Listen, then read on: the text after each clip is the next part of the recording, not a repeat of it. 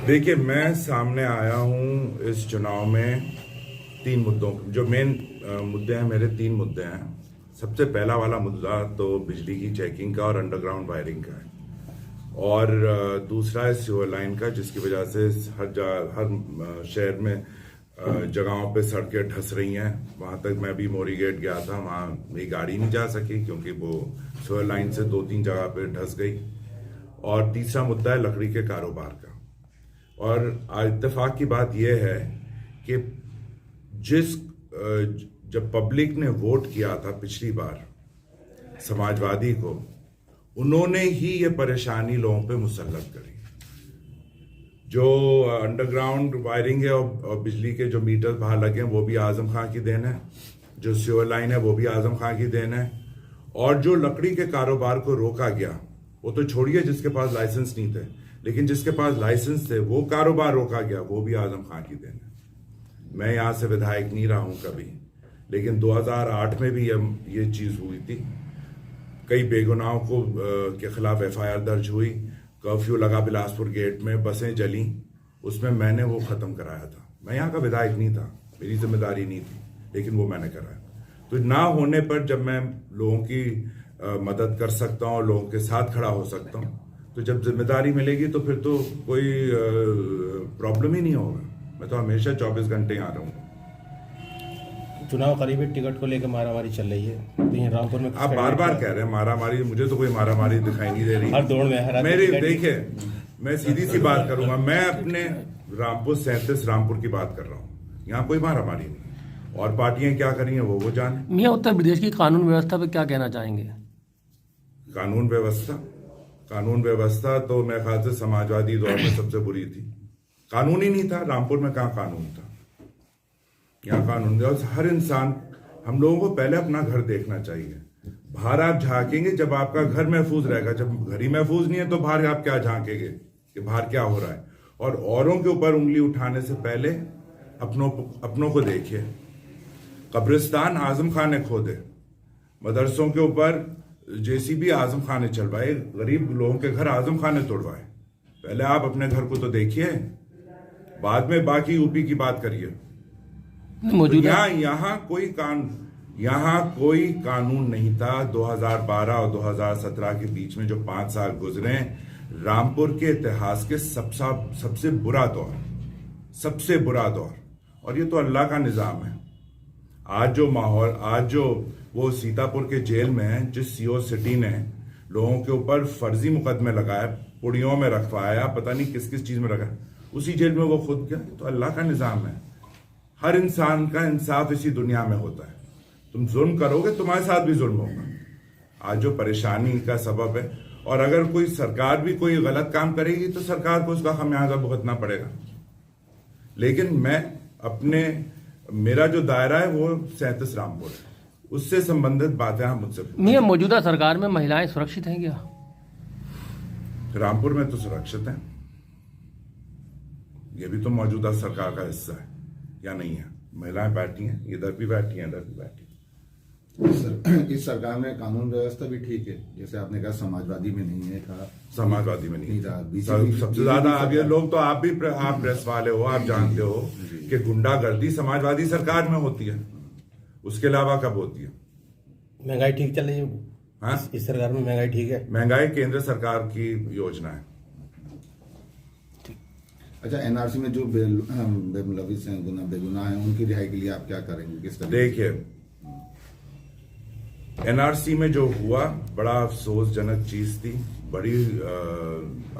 मैं समझता हूं कि हमारे लिए बहुत ही दुख का दिन था जब ये सब NRC का गिरफ्तारियां हुई और जो मॉब आया और ये हुआ।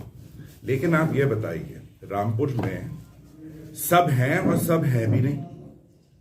MP कहाँ था, MLA कहाँ था, चेयरमैन कहाँ थी? लोगों ने सब गिरफ्तारियां जो हुई थी वो 37 रामपुर में हुई। रामपुर के बाहर वाले कोई जेल नहीं गए।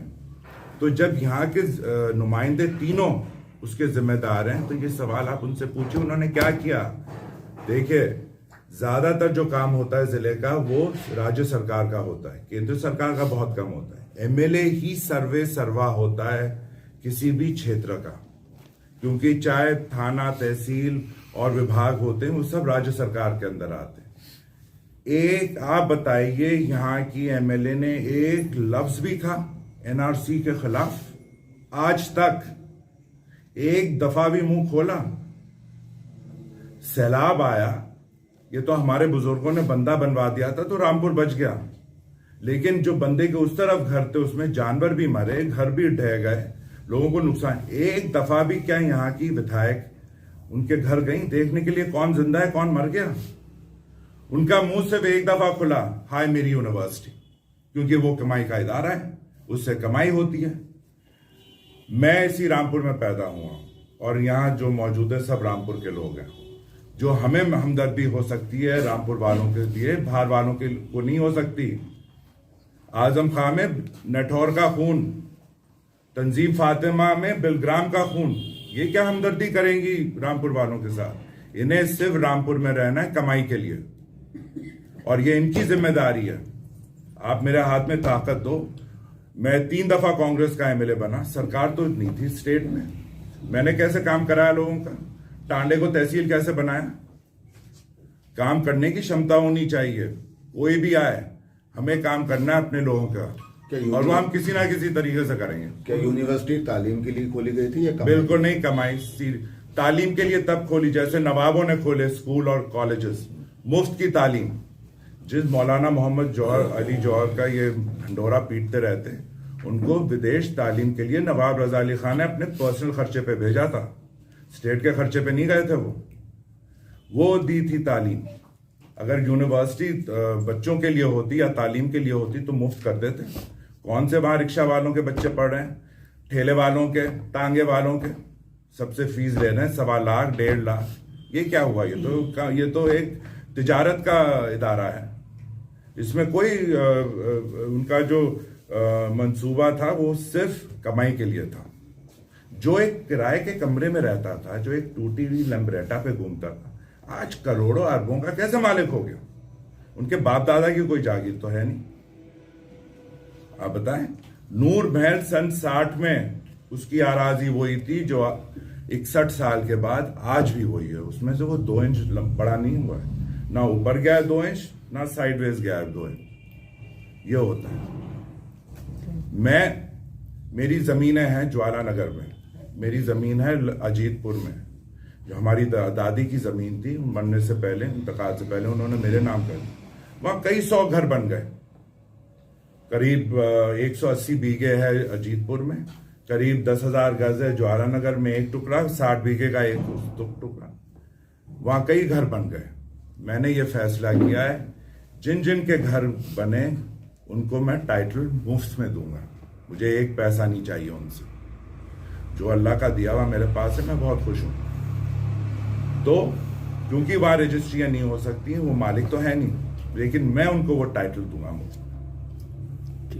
यह होता है लोगों के साथ। ये आपके इलेक्टोरेट हैं जो आपको वोट करते हैं, उनके साथ ये हमदर्दी होती है। ये नहीं होती है कि जिसकी अपनी जमीन है उसको भी छीन लिया, जो आलियागंज में हुआ, जो शौकत नगर में हुआ या सिंगन खेड़े में हुआ, सब जमीनों को उन्होंने जबरदस्ती। अच्छा, जो नवाबों की जमीन थी उस पर जो कब्जा करा, उन लोगों के खिलाफ क्या कार्रवाई करेंगे या कौन सी जमीन? आपकी एक ताशका वाली प्रॉपर्टी थी नवाब, वो हमारे चचा की जमीन है। जी, तो उन पे देखिए, एक चीज आप समझ लें, जो मेरी चीज है वो मेरी मर्जी है कि मैं उसके साथ क्या करूं। जी, इनकी जो जमीन है वो इनकी मर्जी, ये मालिक हैं, ये तय करेंगे उसमें क्या करना है। मेरे चचा की वो जमीन थी, उन्होंने खुद बुर्द करके फर्जी नाम चढ़वा दिए। हमारे चचा का इंतकाल हो गया था, उनकी बीवी हैं, 2 बेटे हैं, उन्होंने मुझे पैरोकारी के लिए पावर ऑफ अटॉर्नी दिया। तो जो वो चाहते हैं मैं वही करूँगा, वो तो उनकी जमीन है, उसका मैं उनसे कोई। न्यूज़ अपडेट को लाइक करें, शेयर करें, सब्सक्राइब करें।